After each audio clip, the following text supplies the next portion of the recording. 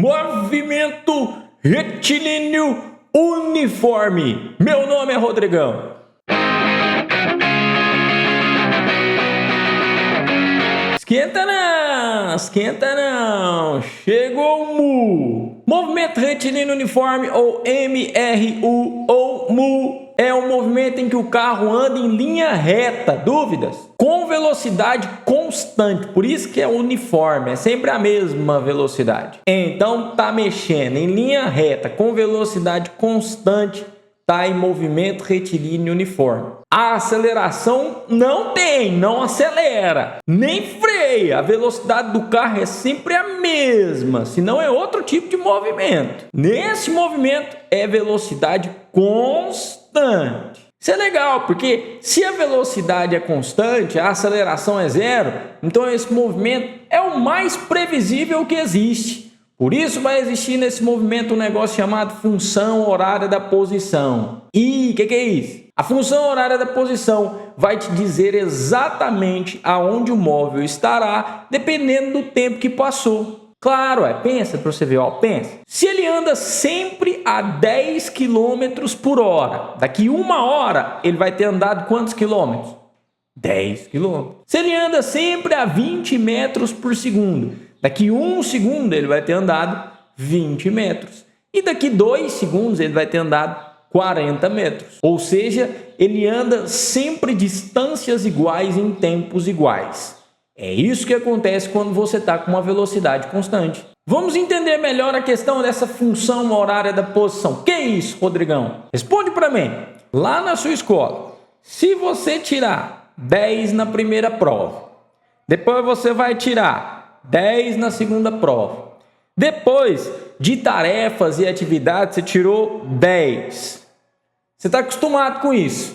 Se você tirou 10, qual vai ser a sua média? Ora, se você tirou 10, sua média vai ser 10. Pronto, o homem doidou. Para que está falando de nota agora? Estou falando porque se a minha velocidade foi sempre 5 km por hora, em todo movimento, 5, a minha velocidade média também será 5 km por hora. A média será igual ao valor da velocidade em todos os instantes, a velocidade instantânea. Sabendo disso, acompanhe comigo.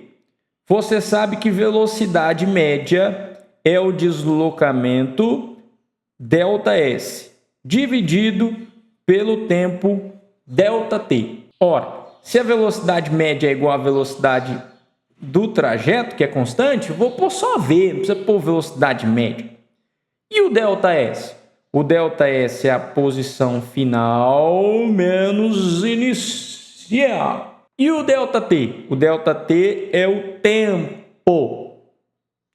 Brincando de matemática, passando esse T para cá, multiplicando, fica V vezes T. E passando esse S0 para cá, que está menos, vai passar para cá mais, nós chegamos na poderosíssima função horária da posição. É o que o professor te ensinou por só sorvete. É esse troço aí, ó, jovem gafanhoto. Reflita comigo. A posição em que o carro começou o movimento é o S0, a posição inicial. O S será a posição final, em que ele vai estar daqui não sei quanto tempo. O V será a velocidade do carro, que é sempre igual, constante no movimento retilíneo uniforme. E o T foi o tempo decorrido. Essa conta é fazer exatamente o que nós estávamos brincando. Veja, se o carro ele está sempre a 20 km por hora e passaram 2 horas, ele vai ter andado 40 quilômetros, é só isso. Por isso que chama função horária da posição. Dependendo de quantas horas, quanto tempo, quantos segundos, você vai saber em qual posição o carro vai estar. Siga-me os bons. Olha o exemplo. Rodrigão está numa bike, numa bicicleta, nesse sistema aqui, em que eu estou medindo a distância em que? Olha para cá. Em metros. E aqui está a bicicletinha de Rodrigão, que está andando para a direita com velocidade constante de 5 metros por segundo. Esse movimento para a direita é movimento constante, uniforme. A velocidade não vai mudar. Fechou? Daí o Rodrigão chega, tá fazendo nada, e fala para você fazer o seguinte: vai lá, moleque, me passa aí qual que é a função horária da posição desse movimento. Se o exercício te pedir a função horária da posição, estressa não. A função horária da posição é S igual a S0 mais VT. Só sorvete, né? E aí é o seguinte, a posição inicial é o que você vai substituir para saber a função horária da posição. Aqui, ó, aonde a bicicletinha do Rodrigão começou o movimento? Na posição 10 metros. Então, nós vamos reescrever esse S e vamos substituir o valor do S0, da posição inicial, que era 10, mais o valor da velocidade nós também temos, que era o 5. 5 vezes o T. Tá aí, menino bom, ó. Ah, opa! Essa é a função horária da posição para esse movimento. Lembra que eu te contei que o movimento fica todo previsível?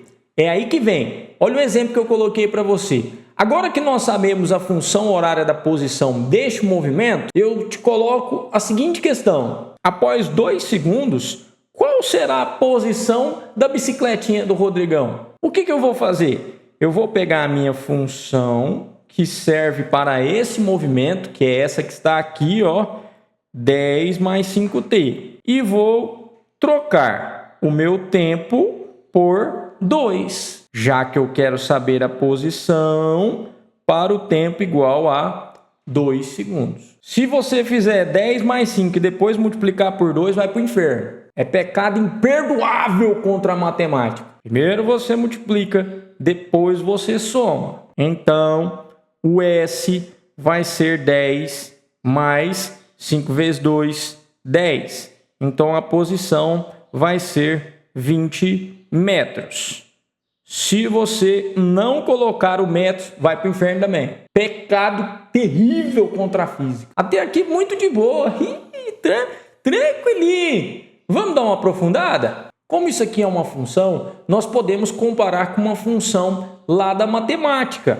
Veja só que o formato dessa função, ele tem a mesma cara dessa função aqui, ó. Quem é o fenômeno desta aula que vai lembrar qual é o nome dessa função que está escrita logo abaixo da função horária da posição? Acertou quem disse função do primeiro grau. Isso! Olha só, se a posição inicial é uma constante e a velocidade também é uma constante, veja que a posição está em função do tempo.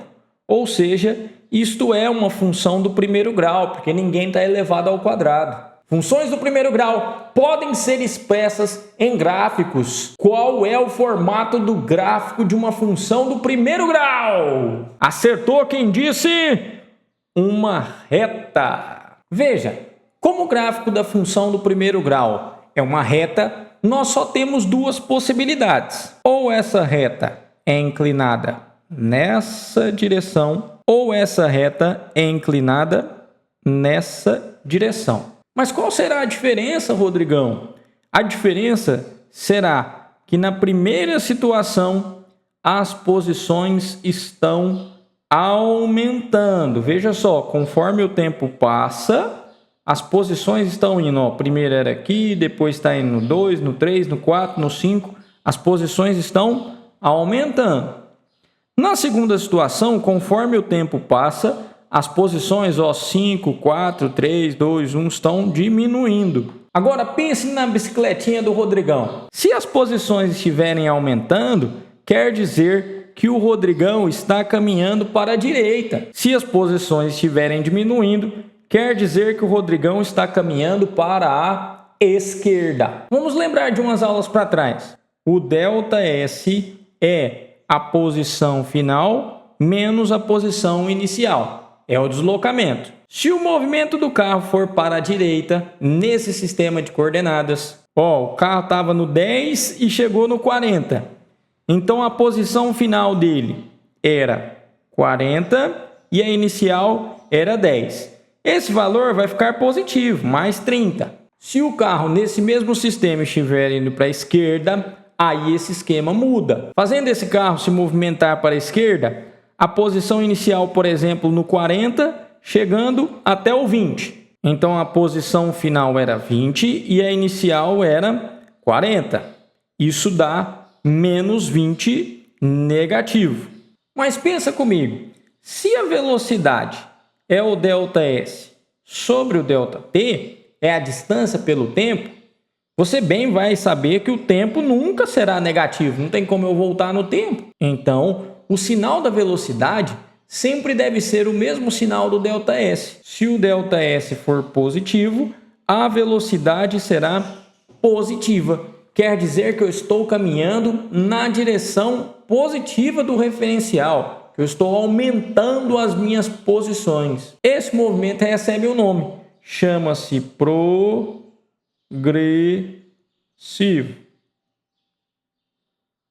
Capiche? Mas, se o ΔS for negativo, então a velocidade também deverá ser negativa. Esse movimento recebe o nome de retrógrado. Deixa eu ver se você entendeu, coisa linda. Se a minha bicicleta andar para cá, minha velocidade é positiva, movimento progressivo. Se a bicicleta andar para cá, movimento retrógrado, velocidade negativa. Agora, olhe para esses gráficos. Me diga, você é bem espertinho. Qual seria o gráfico do movimento progressivo?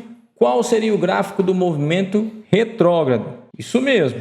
Este aqui é o gráfico do movimento progressivo. Aqui nós teremos velocidade positiva. Este aqui é o gráfico do movimento retrógrado. Aqui nós teremos velocidade negativa. Não deixe de assistir a parte 2 desse vídeo para ficar fera demais em movimento retilíneo uniforme. Eu vou ficando por aqui, mas te espero no próximo vídeo. Tchau, fui!